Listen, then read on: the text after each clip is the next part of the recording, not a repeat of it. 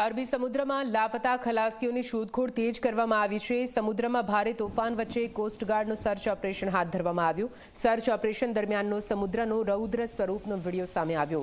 વિપરીત પરિસ્થિતિમાં પીપાવાવ કોસ્ટગાર્ડ કરી રહ્યો છે લાપતા ખલાસીઓની શોધખોળ। હજુ પણ 9 લાપતા ખલાસીની શોધખોળ ચાલુ છે, જેમાં દરિયાઈ તોફાનથી અડચણ ઊભી થઈ રહી છે।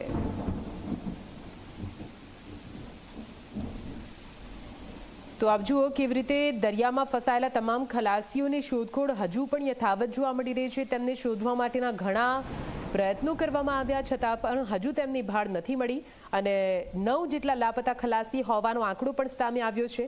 જો કે તેમને શોધવા માટે હાલ તો મહાજહેમત ઉઠાવવામાં આવી રહી છે। આપને જણાવી દઈએ, દરિયામાં ભારે કરંટ અને ઊંચા ઉછળતા મોજા વચ્ચે કેટલાક ખલાસીઓ ગાયબ હોવાની વિગતો પ્રાપ્ત થઈ હતી। તેને લઈને કોસ્ટગાર્ડે તુરંત જ રેસ્ક્યુ ઓપરેશન ચલાવ્યું છે। જો કે હજુ પણ 9 જેટલા ખલાસીઓની શોધખોળ ચાલુ છે।